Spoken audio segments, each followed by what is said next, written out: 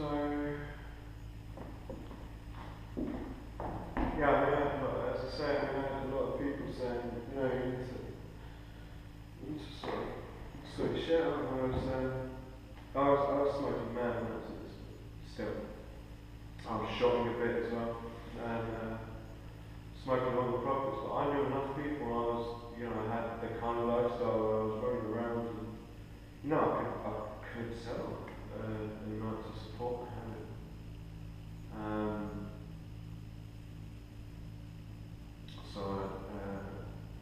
As I say, so I was getting some relatively regular auditory hallucinations, which basically when you hear, it's when you hear things and not when you see things. But I don't really see things very much. I saw a couple of things, but nothing sort of tangible, nothing really clear. Just a few kind of just kind of flashed kind of stuff. It was bizarre, but not very much. I mean, that came slightly later. But I was hearing a lot of what I heard was something called, really similar to something called an orchestral hit, which is basically when, like a whole orchestra, you get it at the end of like long piece of music where just every instrument just goes dun. I was getting this really loud, especially when I was in bed like, trying to sleep and stuff. And that was kind of weird, you know. And it started to freak out a bit, and I was already at this point I was completely paranoid, and I had a lot of people telling me to slow down. And, you know, it all seemed like people were conspiring, and, you know, a lot of people talking about me behind the back and stuff. So I was completely, like, socially and emotionally paranoid. It was bizarre. Anyway, so I kind of figured at this point, like, yeah, my shit's going wrong. I knew a few people, I know a couple of people it had gone wrong for, and I was just like, well, full one's probably next. I mean, it started to make sense. And so I just came to a decision where I was just like, you know what, fuck it. So I got out some fucking chronically, ridiculous. It was expensive as well. And then I bought a vodka and proceeded to just like bash out, just listen to music and stuff. Just like really loud and appropriately loud, quite a lot.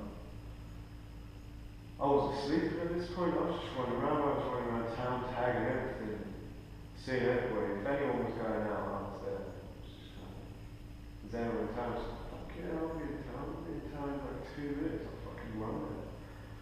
And smoking weed in the centre of town. You could walk through the centre of town with like a fucking 7-inch suit on a Saturday afternoon. You know, you get people looking at you. At this point, I had dreadlocks, so it was bait as fuck. No one stops me at any point. And I just kind of thought I was fucking myself. I was invincible. There's no way anyone was going to possibly slow me down. I'm not going to get arrested because, you know, I'm too important to get arrested. As I say, I was sleeping and that stuff would fuck with my head anyway. So I was kind of rushing around and I started getting some crazy thoughts. Yeah, probably it's an incredibly common thing. It's something called delusions of grandeur. If grandeur basically means importance. I mean, I had, you know, the highest of the high delusions of grandeur. So I genuinely thought I was Jesus. And I'm not even fucking religious, but I was just like, yeah, fuck, it made sense. You know, I'm the second coming, and down to me to bring peace to the fucking world. And at no point did I have any fucking justification for this, really. In my opinion. There's a lot of pressure on if you're going to bring peace to the world. I had no plan, I had no clue how I was going to go about doing this, but it just felt fucking fantastic. Just kind of like, I just got to, you know, not get arrested and I'm going to sort the entire world out. I was, you know, Gordon Brown was in power and we had an election coming up and I was just like, shit, I could get fucking elected if I put the effort in. Anyway, so up and right around and yeah, I had slept for somewhere incredibly close, possibly slightly over to, I hadn't slept for 72 hours, I smoked the entire 11 hours to myself, not one puff to anyone else, drank a litre bottle of vodka, a few beers as well, and yeah, so eventually I just fucking passed out. I passed out in bed. I woke up and my best friend from school, she came down and she was just like, yeah, there's a few things going on here, you need to slow the fuck down. I'd run my brother, just like told him everything was going to be okay, and he freaked him the fuck out. My parents were around, and I had no concept of time at this point. I remember it was the 23rd of March 2010. And I got, yeah. So I woke up and, but there were 3 doctors in my house. They're all psychologists. And I probably thought I was going to go and get 5 PhDs. And just like, fuck, I was going to do this in my spare time while I was saving the world. And a lot of other stuff, I could go into all of my beliefs at this time, but I can't really be honest. But they were all fucking So I sat in front of a committee of 3 doctors just in our living room and just explained some of my beliefs, my belief systems and stuff that I thought about myself and thought about the world and all this stuff. And so basically they came to the decision incredibly quickly that it would probably be for the best if I got sectioned to football.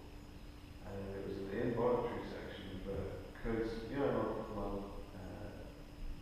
best friend Joey was there, my parents were there and everything, and it was just kind of like, fuck it, if I run away now, then they're just going to fucking find me. So I was just like, fuck it. And they actually put me in an ambulance, which was weird. They put me in an ambulance in case,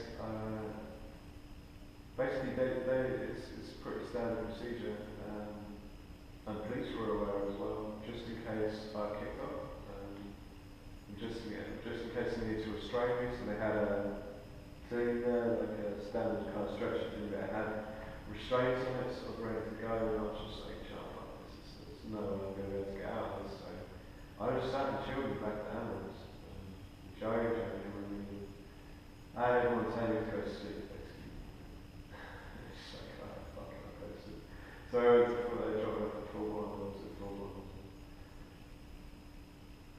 Gave me something called Zocapone, which is a really, really strong sedative. Next day I woke up and I was just like, fuck this. So slowly started to realise what happened, so I jumped the fence and basically, so at this point, the fence is tiny, but I climbed up on the smoking shed and jumped the fence. I was like, fuck you, I'm getting out of here. I know where my house is, so I got that in. All of the fucking staff came up to me. So I saw them all coming and I was like, fuck it, just sat down and the police got called, so basically, because it's an escape mental patient, they go whole lot. They had no fucking idea how far I was going to go, so they had a police helicopter out, and then I saw 3 police cars, and they waited for me to go to the toilet. And as soon as I opened the door, there was a dude with a riot shield, a clear plastic riot shield about this big, just in case I tried to spark it, basically. So I literally just turned around straight away. Put my hands behind my head, so he handcuffed me, and then the head doctor at football came and told me what's going to happen now is you're going to be moved to a security unit. So I got moved to a security unit at Peterborough. And it's something called a PQ unit, which is PICU, which means a popular intensive care unit.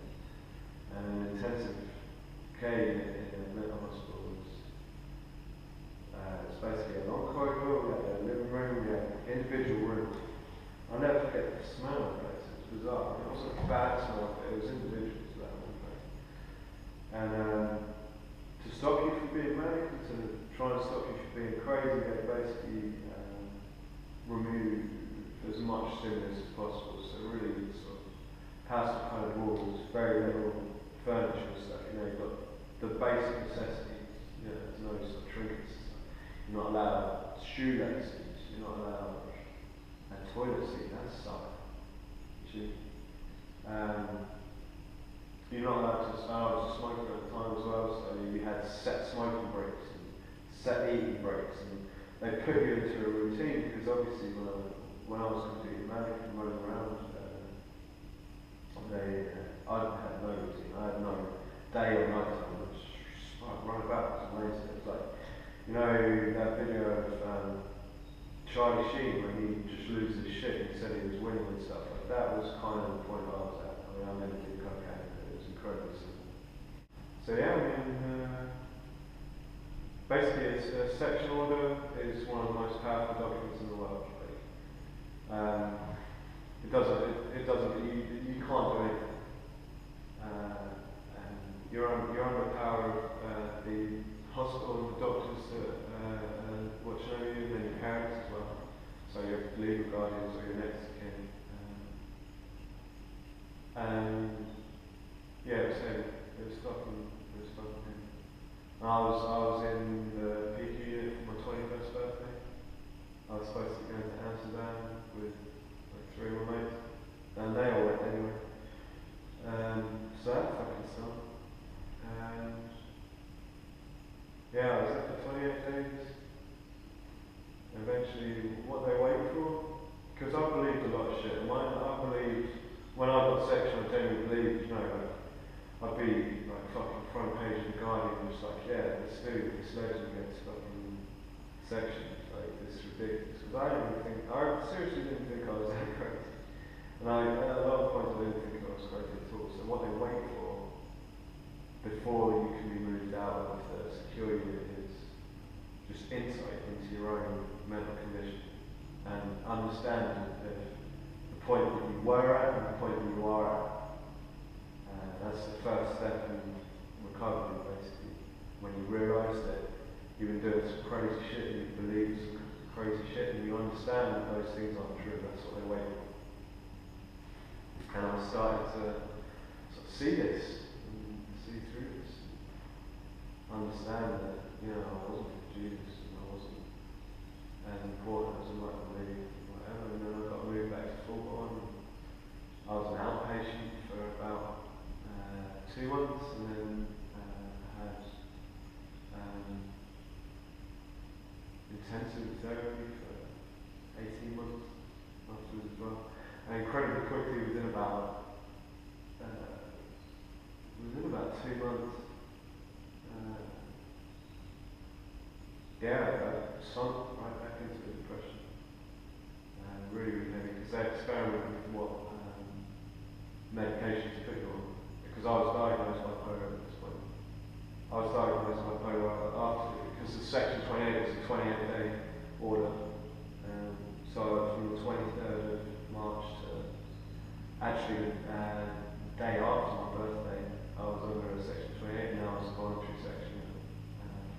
I was diagnosed with bipolar, I started on medication. I was on an incredibly heavy antipsychotic for a long time. Antidepressants, various things. But then, I was on 9 different medications until I found the one I'm on now. Slowly but surely after 18 months intensive therapy, and, getting better and taking care of myself and stuff, became stable. I've been stable for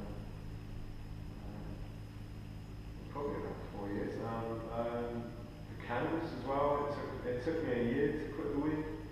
But the thing was, weed didn't interact well with any of they're called like psychological medications, are called psychotropics. And weed is psychedelic, essentially. I mean, it's not the same as acid, but it is a psychedelic. And they didn't interact well. So I was having a shit time on weed. I didn't even enjoy weed. I found it incredibly difficult to accept. I found it really difficult to quit weed. It took me about a year. But I quit 100%. And in all seriousness, I mean,